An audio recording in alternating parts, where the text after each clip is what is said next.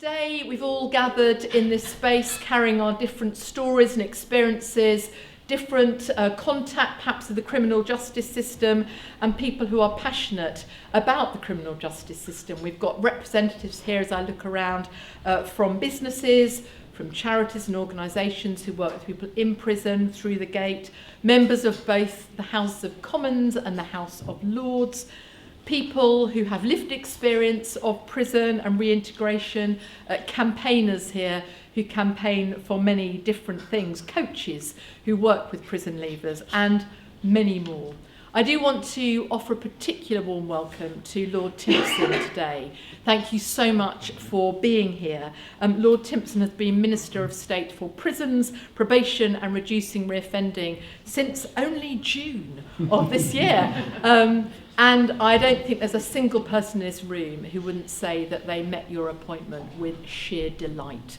So immense thank you for being here. And I know this subject's very close to your heart, so we look forward to hearing you later. A number of you will know that over the last few years I've hosted an annual event in this room, and in 2022 we focused on that report, Making Sense of Sentencing, from the Independent Commission into the experience of victims and long-term prisoners. And today I've chosen to reflect on the issue of reintegrating prison leavers into supporting people with employment. And we decided that before Lord Timpson was appointed, just in case you think I did that deliberately. I can't remember a time in recent years where there has been such a focus on prisons publicly in the media, and primarily, of course, due to the issue of prison overcrowding. One of my main concerns at the moment is that presenting problem of overcrowded prisons is not the fundamental problem. And I think there's a danger if we keep focusing on that. If we simply focus on capacity as the issue, we're not lifting our eyes to that much bigger picture. For me, the question is, what sort of society do we want to be? And how do we enable healthy and strong communities, which is much bigger than simply talking about safer streets? I believe we need to be articulating a big and clear vision of what strong and healthy communities look like. And therefore, when we talk about criminal justice, we're holding together offenders and victims, families, and let's be clear that many offenders are also victims. It's a complex picture, but for me, it's about strong and healthy communities. What are the issues upstream which are affecting people's lives and communities and contributing to offending? How are we addressing all the issues people face when they leave prison, not least that issue of preventing reoffending? And in all of that, for me, there's the big conversation we need to be having about what is prison for?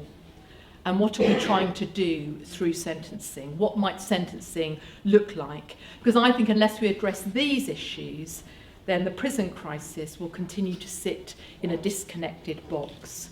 I'm sure, like many of you, I was delighted last week to hear the announcement of the Independent Sentencing Review to be chaired by David Gork. He's got a big challenge there, and it's certainly in my prayers.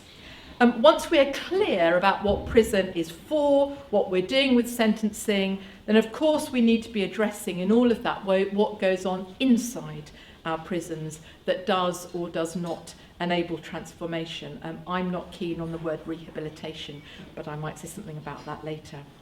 In all of that, I continue to make a plea that in everything we do, we are evidence-based, rather than reacting or even at best responding to the populist narrative. And that's what today is all about.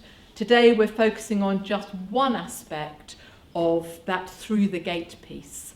We know that if people have a home, if they have support with any health issues, not least addiction, if people have purposeful activity, if they have a meaningful relationship with someone who believes in them, then all those factors combined do greatly reduce the possibility of reoffending. We are currently a long way from doing all the join-up across those factors. But today we're shining a light on that factor of purposeful activity. I would argue it's also about meaningful relationship and support.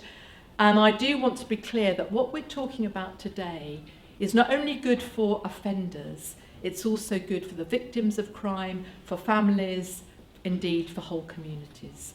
And for me, transformed relationships sits at the heart of all we're talking about.